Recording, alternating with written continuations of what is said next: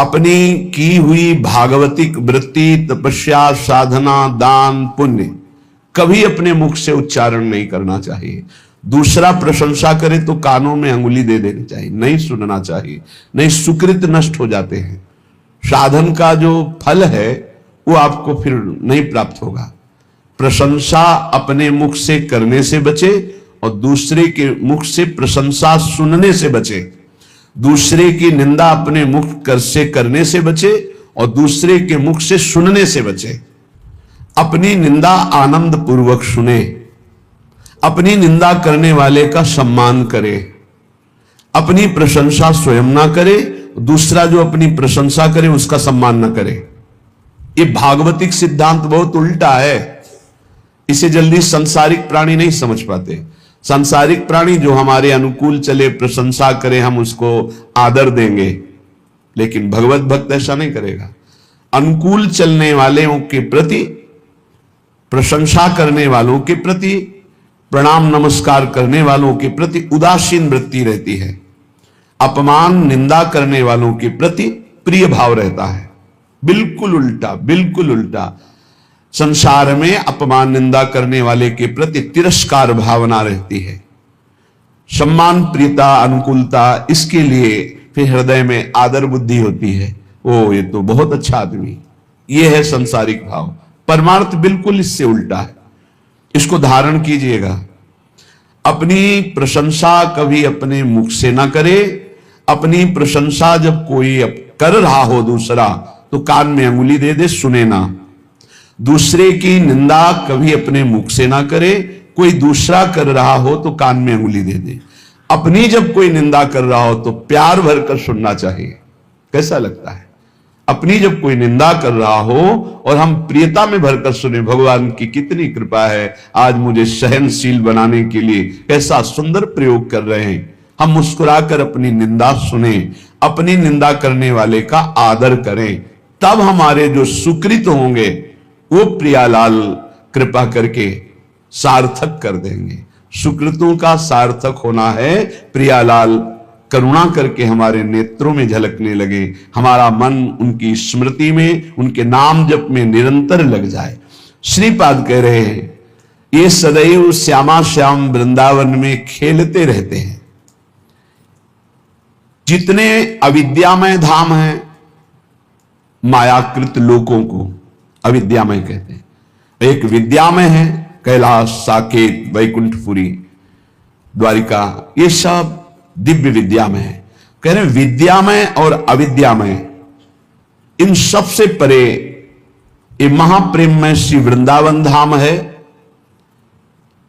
इस सब धामों का मूल वृंदावन का जो प्रेम रस है, ये बिना श्री जी की कृपा से नहीं मिलता। आपका वृंदावन आना, वृंदावन दर्शन करना, वृंदावन वास करना, सत्संग मिलना, ये केवल श्री जी की कृपा से है। अब विश्वास करो, जब श्री जी ने इतनी कृपा कर दी है तो वो मिलने वाली पूरी वृत्ति बना दी, अब मिलना बाकी है, ये आपको संभालना है। सबकी कृपा आपके ऊपर है, अब आपको अपनी कृपा अपने ऊपर कर लेनी है। अपनी कृपा, गलत आचरणों वाले मन को धिक्कारना, सही संग, सही विचार, सही क्रिया, इसका आदर करना जो शास्त्र प्रमाणित है, ये अपने ऊपर कृपा आप कर रहे हैं। भगवान नाम जप करना, भगवान लीला गुणानुवाद, भगवत भक्तों के चरित्र, भगवत भक्तों का संग, दूसरों की परोपकार भावना, परहित भावना, इसका आदर करो। दूसरों का अहित, प्रपंच वार्ता, काम चिंतन, काम क्रीड़ा, ये सर्वनाश करने वाली बात, इसका त्याग करो। ये होगा अपने ऊपर कृपा करना। गुरु की कृपा हो गई, शास्त्र की कृपा हो गई, श्री जी की कृपा, अब अपनी कृपा बकाया रह गई। आप जो प्रमाद स्थिति में समय काटते हैं, ये अपने ऊपर कृपा कर लीजिए। देखो, बिना आसनों का अभ्यास किए कोई ऊर्ध्वरेता ब्रह्मचारी नहीं हो सकता। यदि आप आसन में नहीं बैठते हैं कम से कम 2 घड़ी 48 मिनट, आप ब्रह्मचर्य रह ही नहीं सकते। कागज में लिख लीजिए, चाहे दिमाग में लिख लीजिए, ये अनुभव गम में बातें कह रहे हैं। आप प्राणवायु का संशोधन नहीं करते हैं, आप अंदर मंत्र नहीं चलाते हैं, आप ब्रह्मचर्य रह लें, असंभव बात है। बिना किसी क्रिया के उसका पतन हो जाएगा। सिद्धासन ऊर्ध्वरेता ब्रह्मचारी जी के लिए अत्यंत आवश्यक है। आदर का पात्र वही है जो ऊर्ध्वरेता हो जाता है। अगर सिद्धासन में नहीं बैठे तो ऊर्ध्वरेता की गुंजाइश ही नहीं है। प्राण संशोधन नहीं है तो निरंतर मंत्र वृत्ति चला ही नहीं सकते, क्योंकि स्थूल प्राण है, मंत्र तो सूक्ष्म प्राण में निरंतर चलते हैं। हमारी प्रार्थना है, सेवा करो, 24 घंटे में 1 घंटा ही सही, पर जवान साधक को सिद्धासन और पद्मासन का अभ्यास करना चाहिए।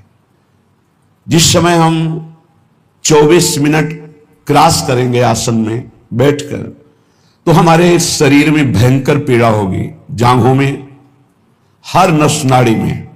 वह पीड़ा बड़ी अमृतमयी होती है, शरीर को निरोग कर देती है, चर्बी को भस्म कर देती है, वायु को शांत करके सूक्ष्म करती है। जो आसनों पर बैठने वाला है, ब्रह्मचारी है, प्राण संशोधन प्राणायाम के द्वारा करता है, बहुत सुंदर मंत्र चलता है निरंतर।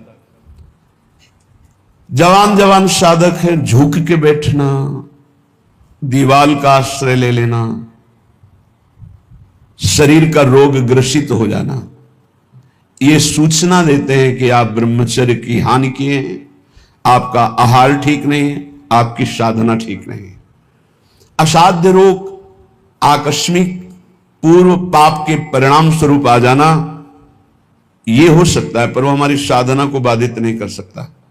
प्रारब्ध साधना को बाधित नहीं कर सकता, ध्यान रखना। प्रारब्ध आया है, उसको भोगेंगे, साधना यथावत चलनी चाहिए, साधना में फर्क नहीं पड़ना चाहिए, तब भगवदानंद की प्राप्ति होती। इसीलिए कह रहे हैं हमारे ऊपर सब कृपा है, केवल अपनी कृपा करने की जरूरत है। आप लोग अपनी कृपा कीजिए। जैसे हम कहते हैं कि हमारे शरीर में ब्लड प्रेशर का रोग हो गया, हाई या लो, वो थोड़ी देर के लिए हमको शिथिल कर सकता है, लेकिन नहीं, वो हमारे साधन को नष्ट नहीं कर सकता, वो हमारे साधन को नहीं। हम सम में है, ब्लड प्रेशर हाई या लो, विषम में है, कोई फर्क नहीं पड़ता। और हम विषम चिंतन करते हैं तो ये सब सही भी हो तो ये गलत है। हमारा विचार, हमारी साधना प्रारब्ध नहीं बाधित कर सकता, ध्यान रखना।